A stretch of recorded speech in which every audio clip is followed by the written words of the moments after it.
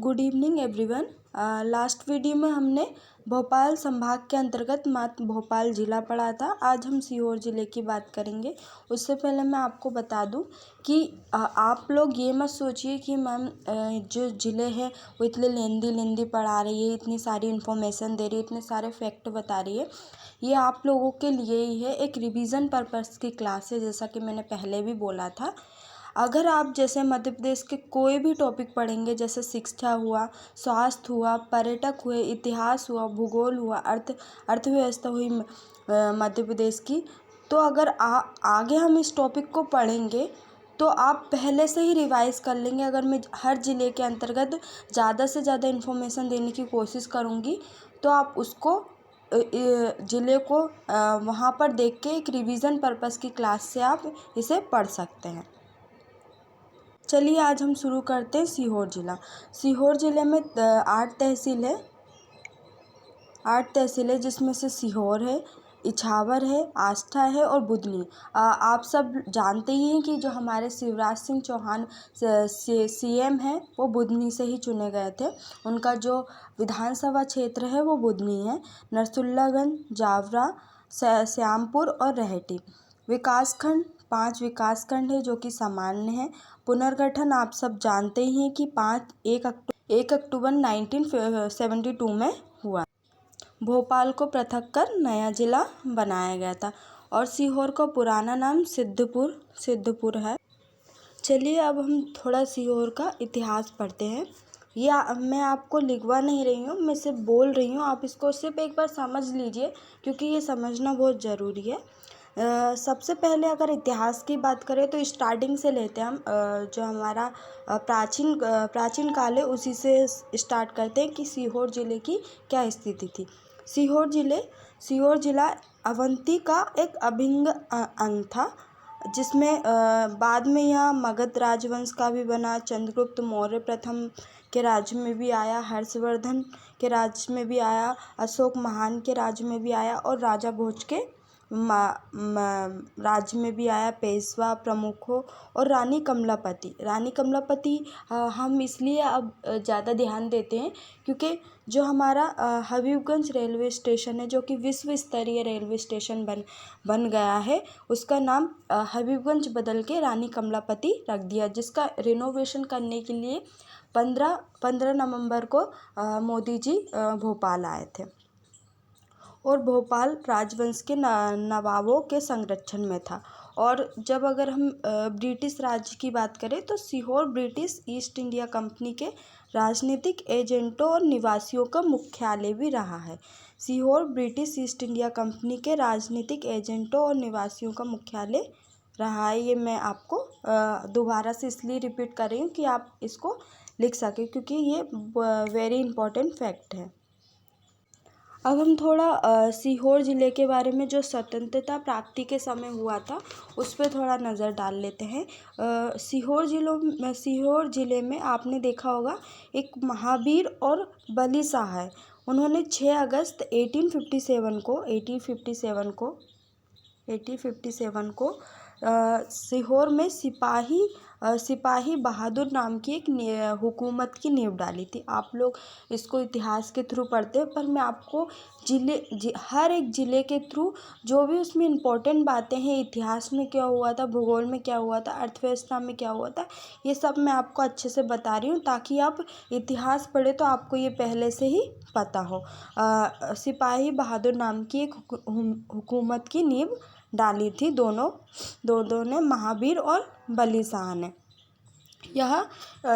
इसको देश की एक अनूठी और इकलौती क्रांतिकारी सरकार मानी जाती है जो कि 6 माह तक चली थी। और इसका दमन करने के लिए सबसे पहले जो ब्रिटिश राज्य उन्होंने किसको भेजा था? कर्नल हुरोज को भेजा था, जो कि 14 जनवरी 1858 को सीहोर में 356 क्रांतिकारियों को गोलियों से छल्ली कर दिया था।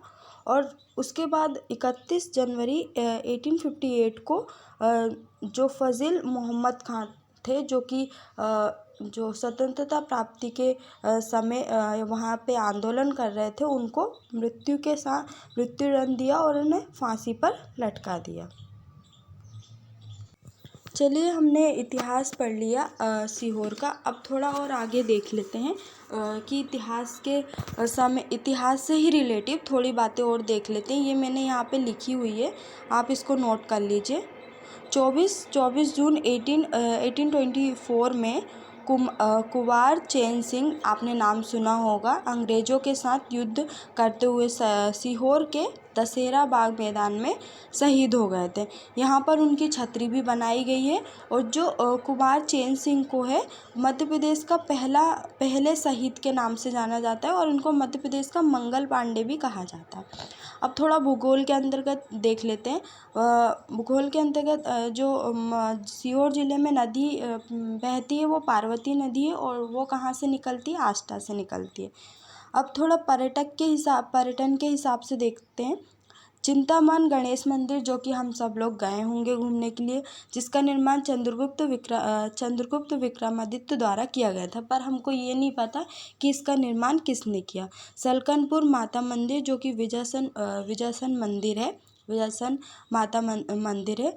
हम लोग आज तक बचपन से लेके अभी तक यही सोचते रहते हैं कि जो सलकनपुर मंदिर है वो होशंगाबाद में, पर सलकनपुर मंदिर होशंगाबाद में नहीं है, वो सीहोर ज़िले के अंतर्गत आता है।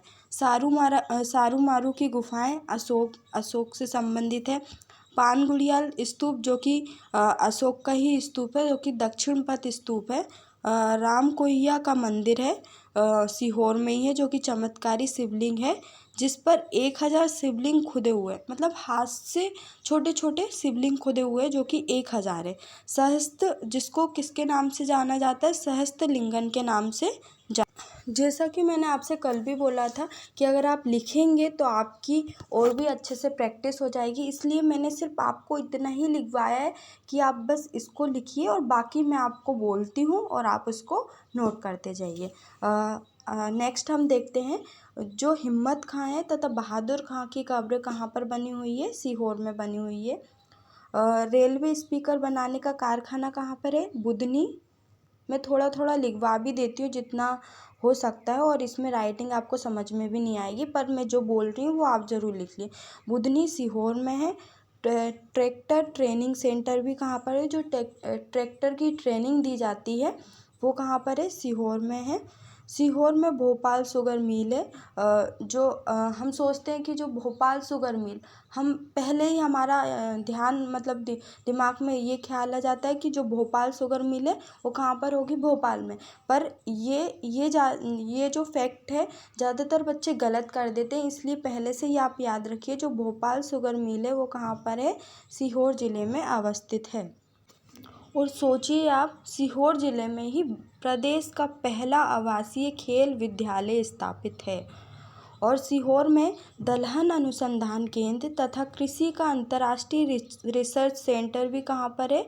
सीहोर ज़िले में। सीहोर ज़िले के अंतर्गत अमलाहा क्षेत्र में है। राष्ट्रीय मानसिक स्वास्थ्य पुनर्वास संस्थान कहाँ पर है? सीहोर में है। राष्ट्रीय जो मानसिक तरह से बीमार होते हैं उनका पुनर्वास केंद्र कहाँ पर है? सीहोर। चलिए, आज हम 2 ज़िले पढ़ेंगे। हमने सीहोर ज़िले के बारे में पढ़ लिया, अब रायसेन ज़िले के बारे में हम पढ़ेंगे। रायसेन ज़िले में भी 8 तहसील शामिल है। सबसे पहले रायसेन आती है, मोहरगंज आती है, बाड़ी आती है, बेगमगंज आती है। आपने ये सब नाम सुने होंगे, पर आप पहली बार ये तहसील को एक साथ ऐसे पढ़ रहे होंगे।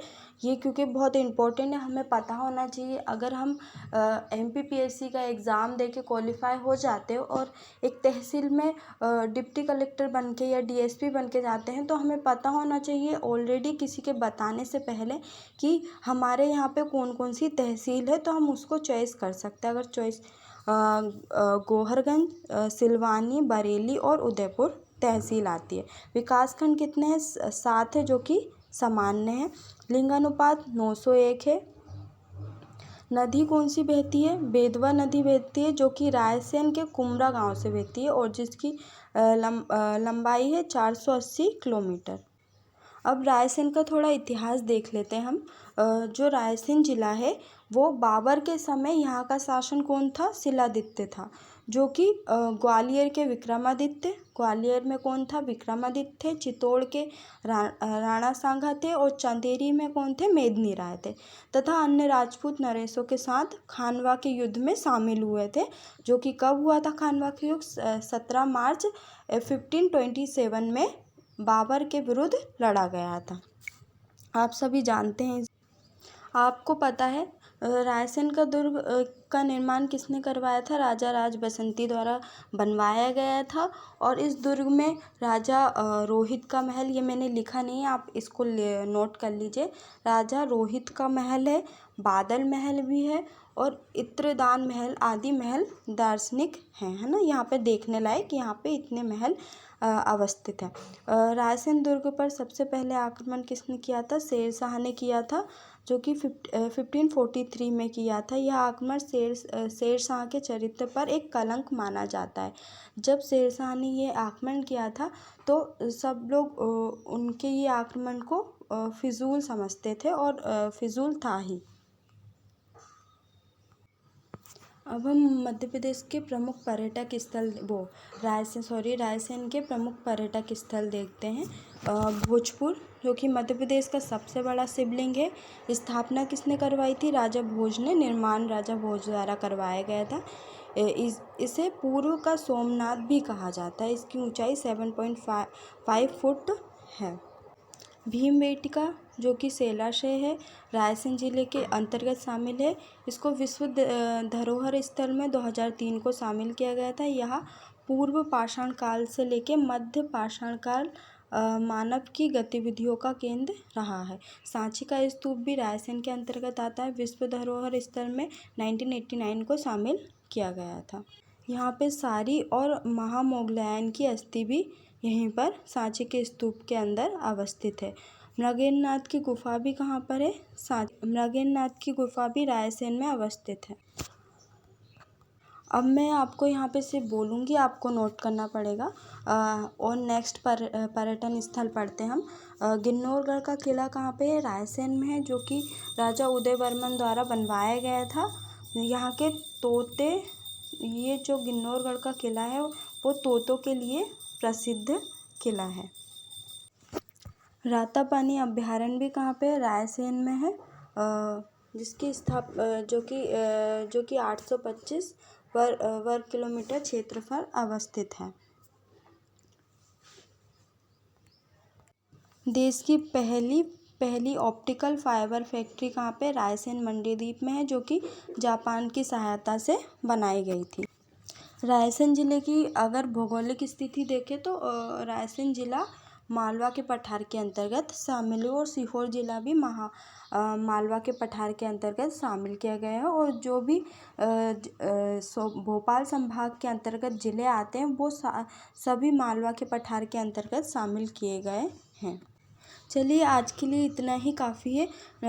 बाकी वीडियो लेंदी हो जाएगी तो आप लोग फिर इसको इग्नोर करेंगे और जो फैक्चुअल चीज़ें हैं आप उसको भूल जाएंगे। पर मैं चाहती हूँ कि जो फैक्ट है वो आप अच्छे से पढ़िए, क्योंकि एमपी के सारे एग्ज़ाम में फैक्चुअल चीज़ें पूछी जाती है, जो कि बच्चे छोटी छोटी चीज़ों को भूल कर चले जाते हैं, जो कि एग्ज़ाम में पूछ ली जाती है। नेक्स्ट वीडियो में हम राजगढ़ ज़िला पढ़ेंगे भोपाल संभाग के अंतर्गत, और विदिशा ज़िला पढ़ेंगे। ये दोनों ज़िले को हम नेक्स्ट वीडियो में कवर करवाएंगे। फिर नेक्स्ट हम चंबल संभाग पढ़ेंगे और नेक्स्ट जो भी संभाग रहेगा उसकी नेक्स्ट वीडियो में हम कंप्लीट करवा देंगे। Thank you so much.